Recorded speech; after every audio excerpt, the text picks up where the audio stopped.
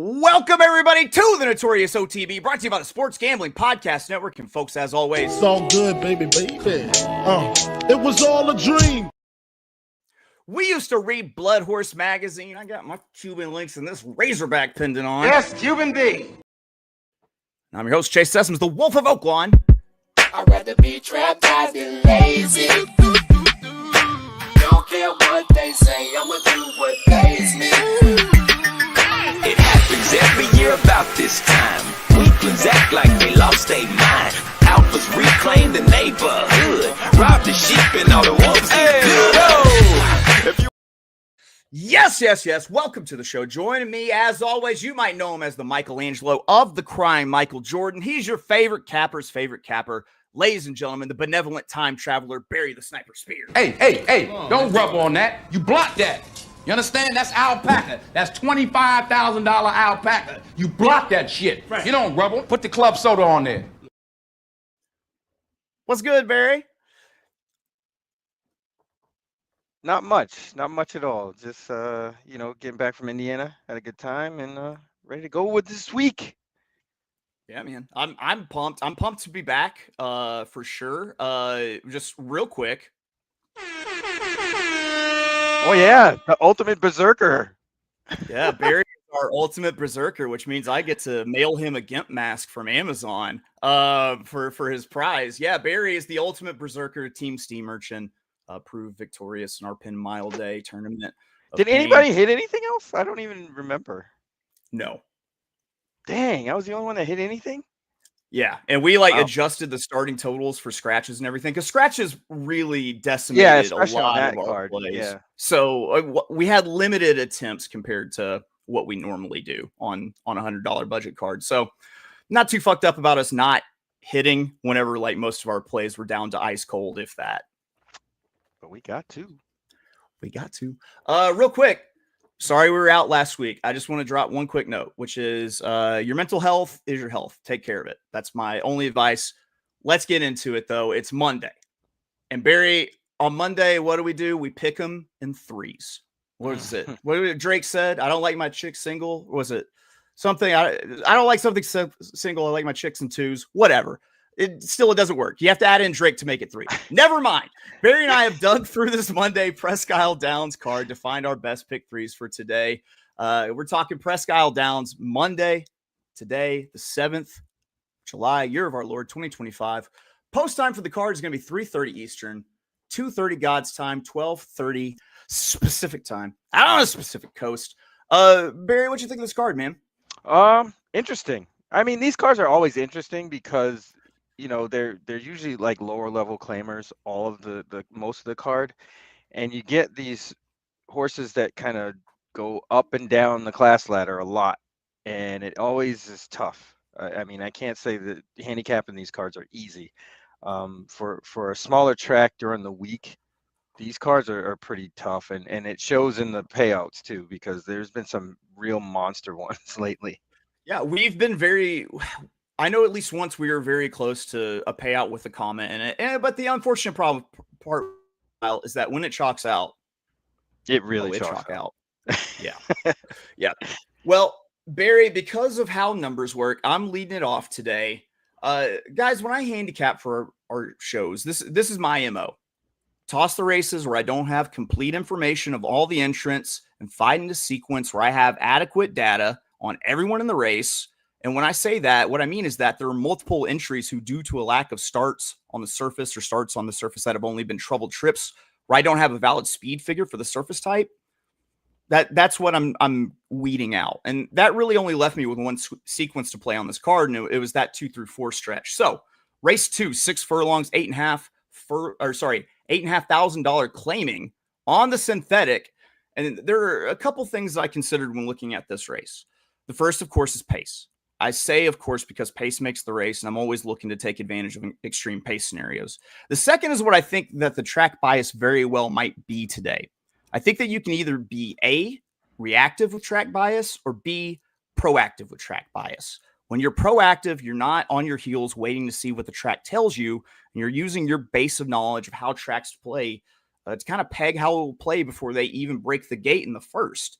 It's risky, but if you guess and guess right, you can catch John Q betting public with his pants down. So when it comes to pace, this should be a 2-horse duel between the two inwardly drawn horses, Valiant Victoria, as well as the 2 Shorty Mac. I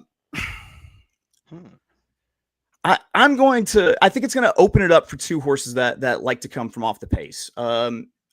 That's a bad situation for these 2 horses that want to go early, because I really think that it links up. And when it comes to bias, it should be pretty warm at Presque Isle today. And Barry and I have talked about this before. When that happens, the synthetic surface loosens up and becomes less springy. It's less off pace. It lets off pace horses have a fighting chance at running down speed. So I tried to consider that. In race 2, I went too deep. My top pick was the number 6 Solaire at 5-1. And you see this a lot by me. This is a top pick by virtue of 2 things: price and trend. The 5-1 is a fair price here, and the trend of increasing speed figures makes me think that this one runs big today, maybe matching the late summer, early fall form it showed at Presque Isle last year. It's a familiar, it's a family affair here with an Allen for an owner, a trainer, and a jockey. We almost have what I like to call a bad company. Lisa Allen spotted her horse up well so far. She's hitting at 20%. Going 2 for 10 this meet. This one got back to the synthetic after a stint in Tampa, and now comes in off of a 3 ascending speed figures entering today's race, which is an angle I like quite a bit. I'm also going to use the 5 heading east at 2-1. 2 ascending speed figures, same run style, but I don't get top choice on this one just because of price. Moving on, hit the hump day leg of this pick 3. 6 furlongs, $10,000 optional claiming on the synthetic. This race looks to be tailor-made for the conditions I mentioned. The pace shakes out for my picks and how I think the bias might play. There are about 3 horses that look like bona fide need the lead types, and that's going to open up for every off-pace horse that looks like he's worth a damn and good enough to actually win being added to the ticket. My top pick, the 2, Span of Control at 4-1. This is another case of top pick because the price, but because the run style of both my selections match. But if I were forced to single or to win bet, it would be Span of Control here at 4-1. Third off the layoff, dropping the tag in this optional claimer. And this one comes back in better form than when it started its Presque Isle Downs campaign last year. The third start off the layoff last year in June, and the fourth start off the layoff in July. Right when Span of Control started really progressing, putting up back-to-back wins. He's coming in better form, I think, than he did entering those performances. So if he can take the same sort of steady improvement off of the layoff in this sort of form cycle, then I think Span of Control definitely is good enough to get it done. And if you need back class, this one has 2 victories and $12,500 claiming races. And those came in the 2 races I referenced earlier where he was hitting top form last year. I'm also going to be using the 1, which I fucking love this name. Barry, this weekend, where you was? I was in Shelbyville, Indiana. Yeah, if you didn't catch the track feed, our boy, and also friend of the show, Louis Rabeau, both on the Indiana Grand Horseshoe Indianapolis track feed. So big moment. Way to go, Barry. We're proud of you. So where you was my other off-pace horse that I wanted to add. And then I wrap it up. Race 4, 8.3 furlongs, 1 mile, 70 yards. If you're not hip to the lingo, $6,250,000. Now I winners the 2 lifetime claiming on the synth. And now what happens when a race works out for my pace, but doesn't necessarily fit the track bias profile I'm hoping for? I think then you always defer to the extreme pace scenarios in that situation. And in this race, my extreme pace scenario is lone early speed. Yes, I'm singing. I want to mingle. You want to mingle? Yeah. I am mingling with number 5, Kitten's War, 5-2. Kitten's War has 2 things going for it. Lone early speed that looks like the only horse that has ever sniffed the front end of a race shape. And the fact that we're running in a non-winners of 2 lifetime conditional claimer as a very lightly raced horse compared to some of the other career losers who have ample opportunity to graduate from this condition but haven't. I think that Kitten's War, who was wired at this distance 2 races back before the layoff, has to fire first off to win, but has the most crucial element of the race in its favor, which is that extreme pace scenario. So I finish it ice cold with the number 5 Kitten's War, which puts me in, if I play this at a $5 base for $20, that's an economical way to press this, 2.5 times. So that's my ticket.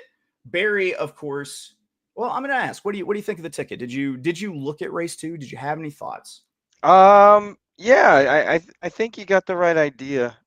Because there should be enough speed for somebody to close into that first race of your pick 3. So those 2 options you have, especially the 5 looks pretty good on paper, but the only thing with the 5, he's coming out of State Bred Company in the Open.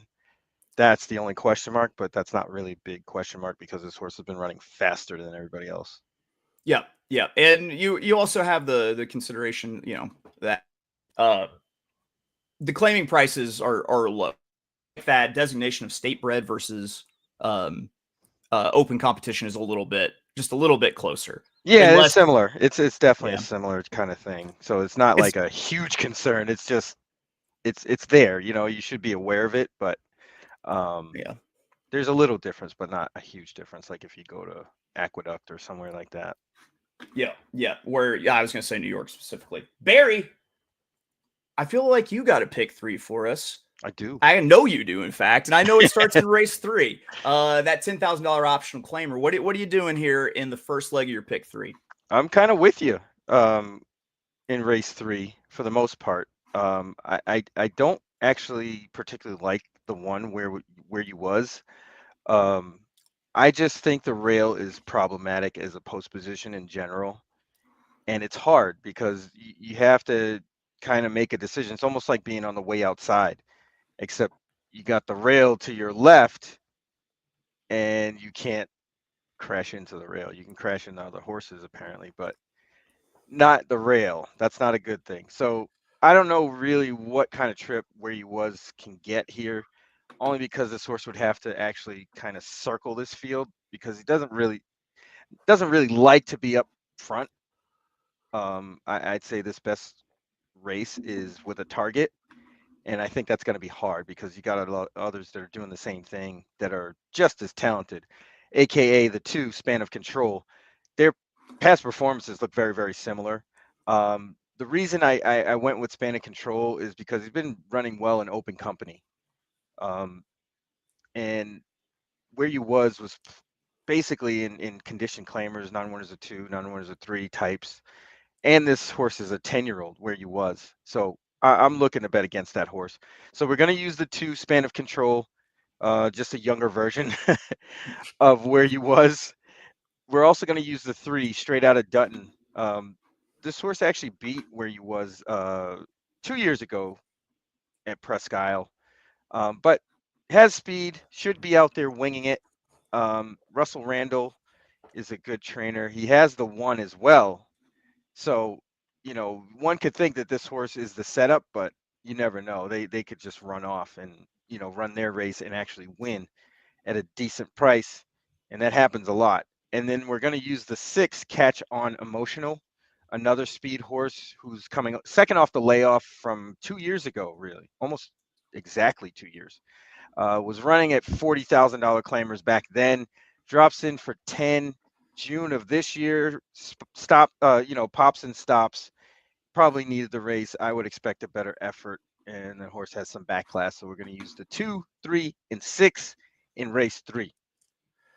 Barry hoping the 6 Catch On Emotional does the stop drop, opens up shop, and pops in this race for the win. It moves you on to race 4, the 8.3 furlong. Yeah, I did all that stuff. Go ahead, Barry. Yeah, it's a lot of weight on Kitten's War because that's my single here as well. Look at us. Hey, look at us. Look at us. Huh? Who would have thought? Not me. Interrupt, but we had to get Paul in for that. Go ahead. Yeah, definitely. Definitely looks like lone speed on paper. I really don't see who could actually. Maybe the 4 could challenge him early, but I don't think so. If this horse gets out in front and kind of hangs on, just gets to the lead, they're probably going to be going pretty slow. And I don't see how Kitten's War could lose unless he just plain flat out doesn't show up, which is possible. I mean, he finished 4th last time, but everything's in his favor. Trainer, stats, everything. So we're going to use Kitten's War in race 4. Barry, singling Kitten's War along with me, hoping that I.O. Rodriguez can turn him inside out on the front. You see what I did there? You get that? Ah. Yeah. All right, Barry, you wrap it up in leg. Oh, someone messed up his bookmarks. In race 5, 5 furlongs, $30,000 maiden special weight for the babies, for 2-year-olds. I like that you included this because you can usually find a pretty good price in these. What are you doing? Yeah, that's what I was doing, kind of fishing for prices here. We're going to use the 1 left Nada walk-in. Scooter Davis is absolutely on fire at Presque Isle Downs. Sitting at 71% in the form as of today. I don't even know what to say about that. I mean, him and Rosario Montanez hook up at a 38% clip, 74 race sample size. I mean, they're trying to win this race. The horse has a nice workout on June 27th that fits the bill. And again, this goes to what I was talking about. I really don't like the 1 hole, but in this instance, you got to take a shot because this horse is not going to be bet, or might not be bet. Maybe won't be bet. I'm being optimistic here. There we go. There we go. It might. I mean, there's a chance that this horse could go off favored, but I'm hoping like 3-1 second choice ish. So we're going to use left Nate a walk-in, and we're also going to use the 6 Happy Henny. Who's out of run happy? You don't see too many floating around Presque Isle. Ran pretty decent last time, first time out. This barn, Tim Ham, does really well second time out, 16% or so. Does well enough on synthetic where I think this horse can be make a slight improvement. Tim Ham also has the 2 in this race, but I think the 6 ran better despite the placing. And we're going to use the 6 with Gadiel Martinez and the 1 left Nate a walk-in to close this one out for the W. Yeah. So at first glance, that says left nut a walk-in to me. 2, I can't drink Henny or any cognac anymore because last time I did, I blacked out and tried to fight every single unhoused man in the city of Little Rock in a Taco Bell parking lot. It was what convinced me personally, Barry, that in your 20s, when it's your birthday, you should wear a helmet cam or like a GoPro, like strapped to your forehead. It's actually a good idea. For posterity's sake. Yeah, man. Yeah. Barry, how do you feel about wrapping up picks? I think we must. Is mandatory. I'll lead it off here. Or Monday, Presque Isle Down, pick 3. For me, I didn't change the numbers. Nick Sievers, there's your typo. This actually starts race 2. Race 2, we got the 5-6. Race 3, we got the 1-2. And race 4, we close it out with the ice cold single, the number 5. Burry, I changed your numbers. You're good. All right. So race 3, we got the 2, 3, and 6. Race 4, we have the 5. And race 5, 1 and 6 for $30 on a $5 play. There we go. As our friend might say, to the hoop. Bang. Bang. All right, guys. We took care of it. Barry, what you got going on the rest of the day, Playboy? Trying to stay cool. It's hot here. Actually, it was funny. It was hotter in Indiana than it was here in Daytona. Dude, that Midwest heat, when it hits it was bakey. I mean, honestly, it was uncomfortable for me. And I'm from Florida, and it was hot. I was like, man, it's hot out here.